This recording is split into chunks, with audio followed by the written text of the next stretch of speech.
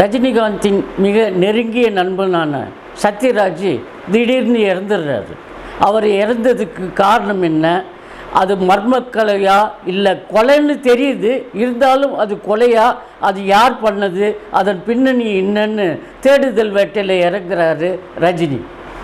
அப்படி தேடும்பொழுது அவர் கடத்தல்காரர்களை சந்திக்க வேண்டிய சூழ்நிலை வருது. அப்படி சந்திக்கும் போது நிறைய வில்லன்கள் வந்தபடியே இருந்துக்கிட்டே இருக்காங்க. அதெல்லாம் எதிர்த்துக்கிட்டே போய் தேடுதல் வேட்டையும் தொடர்றாரு. அதே நேரத்தில் அந்த கும்பலால் சத்யராஜின் மகளுக்கும் ஆபத்து இருக்குதுன்னு அவருக்கு தெரிய வருது. அந்த ஆபத்துலேருந்து காப்பாற்றணும்னு முயற்சி செய்கிறாரு.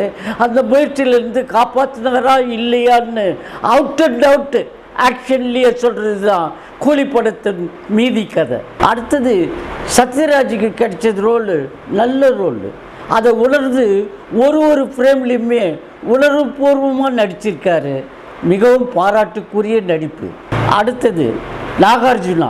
வில்லத்தனம்னு காட்டுறதுக்காக ஆவுன்னு கத்தல் எல்லாம் கிடையாது.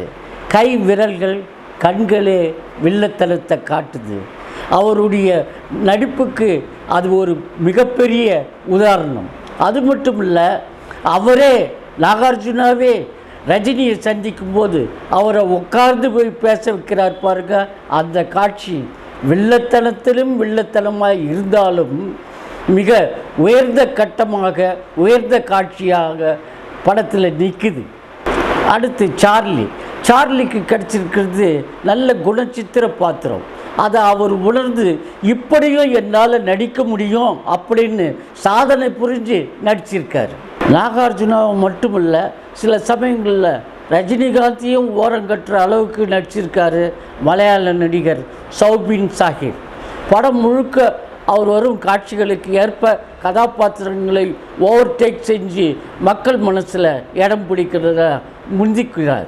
சத்யராஜின் மகளால் நடிச்சிருக்கிற ஸ்ருதி ஹாசன், ரெபா முனிகா ஜான், முனிஷா பிளஷி மற்றும் கண்ணன் ரவி, காளி வெங்கட், ஐயப்பன் பி சர்மா எல்லாருமே கொடுத்த வேலையை குறைவில்லாமல் நிறைவாக செஞ்சுருக்காங்க. சிறப்பு தோற்றத்தில் நடிச்சிருந்தாலும் அமீர்கான் ரொம்ப சிறப்பாகவே நடிச்சிருக்காரு. சின்ன ரஜினியை காட்டுற காட்சி ஏஐ காட்சி தான், இருந்தாலும் ரசிகர்களுக்கு இந்த காட்சி பெரிய விருந்தா அமைஞ்சிருக்குது. பரவாயில்ல, அந்த விதத்தில் பாராட்டுக்கள். சண்டை காட்சிகளை அன்பறிவு ரொம்ப அமக்கலமா பண்ணியிருக்காரு. அதுல படம் பார்க்கறவங்களுக்கு உடம்பே அப்படியே புல்லரிக்கிற மாதிரி இருக்குது சண்டை காட்சிகள். அந்த விதத்தில் அவருக்கு பாராட்டுக்கள். அனிருத் இசையில் பாடல்கள் கேட்கும்படியாக இருந்தாலும் அதில் முக்கியமாக சொல்ல வேண்டியது என்னன்னா, படத்துக்கே பின்னணி இசையும் ஒளிப்பதிவும் தான் ரொம்ப ப்ளஸ் பாயிண்ட்டாக அமைஞ்சிருக்குது. அதுதான் படத்தின் கதைக்களத்தையே தூக்கி நிறுத்துதுன்னே சொல்லலாம்.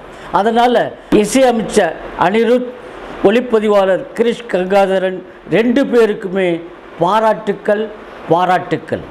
படம் 169 மீட்டர் நீளம் உள்ளது.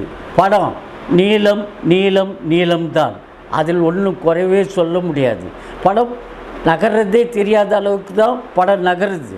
இருந்தாலும் கொஞ்சம் கவனம் வச்சு அந்த நீளத்தை கொஞ்சம் குறைச்சா திரும்ப பார்க்குற எண்ணம் ரசிகர்களுக்கு வரும் அப்படின்னு சொல்லிக்க விரும்புகிறோம்.